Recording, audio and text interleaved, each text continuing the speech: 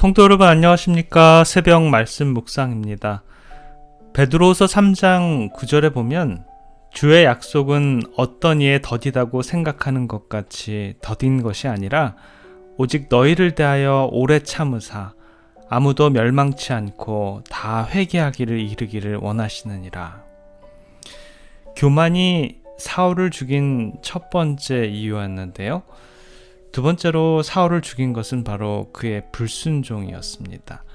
사울이 아멜렉 사람들과 전쟁을 하러 나갔을 때 그는 분명히 하나님의 선지자 사무엘을 통해 아멜렉의 남녀노소 및 우양을 다 진멸하라는 명령을 받았지만 그가 전쟁에서 승리하고 돌아왔을 때 그는 아주 질이 좋은 양과 짐승을 자신의 이익을 위해 숨겨둡니다. 선지자 사무엘이 이를 알고 질책하자 그는 하나님께 감사 제물로 드리기 위해 남겨놓은 것이다 라고 거짓을 말하지요. 그때 사무엘이 순종이 제사보다 낫고 듣는 것이 수양의 기름보다 나으니 라고 말씀으로 그를 질책합니다. 교만한 자는 남의 말을 듣지 않습니다. 자신의 뜻대로만 살아야 하고 모든 사람이 자기가 생각하는 바대로 해야 한다고 생각하지요. 그는 하나님께 무엇을 요구하시는 줄도 알면서 그분의 명령과 말씀에 순종하지 않습니다. 오히려 임기응변으로 거짓으로 둘러대며 자신의 행동을 정당화하려고 하지요. 이것이 불순종하는 사람들의 모습입니다. 하나님의 말씀대로 살지 않는 사람들을 보면 항상 핑계와 이유가 있습니다.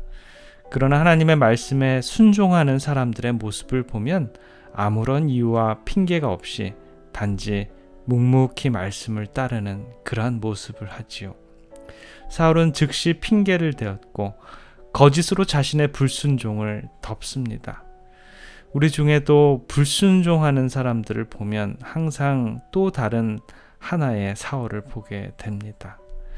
그러나 다윗은 항상 순종합니다. 한 번도 지금까지 그의 아버지의 말을 거역한 적도 없었고 형들의 말도 거역한 적이 없었으며 더욱이 하나님의 말씀을 거역한 적은 없었습니다. 그에게는 핑계가 없었고 그에게는 이유가 없었습니다. 말씀이 전달되면 즉시 그대로 행하는 자, 그가 바로 다윗이었습니다. 우리는 누구의 삶을 살고 있습니까? 불순종하는 사울입니까? 순종하는 다윗입니까? 세 번째로 사울이 죽은 이유는 하나님의 기름 부은 자를 죽이려고 한 데 있지 않을까요? 다윗이 골리앗을 죽인 이래로 사울은 계속 시기심과 질투심으로 다윗을 죽이고자 합니다. 다윗 역시 하나님께서 기름 부음을 받은 그 다음이 왕이 되도록 계획한 사람입니다. 그것을 알면서도 그는 계속해서 다윗을 죽이고자 했지요. 반면에 다윗은 사울을 죽일 수 있는 여러 번의 기회가 있었음에도 불구하고 그는 계속하여 사울에게 하나님께서 기름을 부으셨기 때문에 그의 생명에 손을 대지 않았습니다. 훗날에 그들의 차이가 무엇일까요? 기름 부음을 받은 자를 죽이려고 했던 사울을 이스라엘 역사상 가장 비참한 죽음을 맞이하게 되었고요. 기름 부은 자를 죽일 수 있었던 기회가 있었음에도 불구하고 살려준 다윗은 이스라엘 역사상 가장 존경받는 왕이 되었습니다. 그리고 그를 통해 이 땅에 메시아가 탄생하는 특권을 그에게 주어졌던 것이죠. 다윗은 하나님의 기름 부음을 받은 자, 그가 누구이건 어떤 형편이건 관계없이 그를 존중했습니다. 그러나 사울은 하나님의 기름 부은 자를 무시하지요. 오늘날 우리는 너무나 자주 사울의 죄를 범합니다. 하나님의 기름 부음을 받은 자들은 하나님께서 책임지십니다. 우리의 일은 기도하며 하나님의 선하심을 기다리는 것입니다. 저의 짧은 17년의 목회 여정 속에서도 하나님의 기름 부음 받은 종을 함부로 말하고 난도질하고 그에게 어려움을 끼치는 성도님들의 끝이 아름답지 못함을 보게 됩니다. 그분들은 사울의 죄를 짓고 있는 것이지요.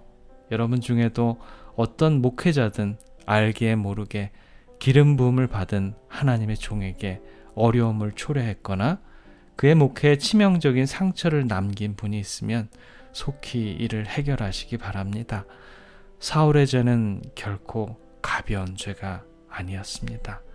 그는 그 일로 인해서 길보아산 전쟁에서 그의 목숨을 잃어야 했습니다. 우리들의 생애의 현재뿐 아니라 앞으로도 사울의 죄를 범하지 마시길 바랍니다. 하나님의 기름 부음 받은 자는 하나님께서 심판하실 것입니다. 저와 여러분들의 권한이 아닙니다. 사울의 죄를 범하지 않게 되길 바랍니다. 사울이 죽은 이유는 여러 가지 이유가 있었지만 또 한 가지를 생각해 보자면 그는 회개하지 않았다는 것입니다. 그가 월권하여 제사장이 해야 할 일을 행함으로 범죄했습니다. 그러나 그는 뉘우치지도 않고 회개하지도 않았습니다. 그는 하나님의 말씀에 불순종했습니다. 모든 것을 멸하라고 말씀하신 하나님 명령을 거역했을 뿐만 아니라 그는 거짓으로 불순종을 가리려고 했습니다. 선지자 사무엘로 말미암아 그의 잘못이 드러났을 때 그는 결코 회개하지 않았습니다. 그리고 그는 블레셋 사람들이 이스라엘을 쳐들어왔을 때 그는 하나님께 나아가지 않고 엔돌이 신접한 여인에게로 갑니다. 그때 엔돌에 신접한 여인이 이미 죽은 사무엘의 영혼을 무덤에서 불러일으켜 사울에게 그의 잘못을 지적해 주었지만 그는 그런 상황에서도 회개하지 않았습니다. 그리고 그는 블레셋 군사들에게 쫓기면서 화살을 맞고 피를 흘리며 죽어가고 있었는데 마지막 순간까지도 그는 회개하지 않고 오히려 블레셋 사람들에게 죽은 것이 수치라고 생각한 자살을 시도한 것이죠.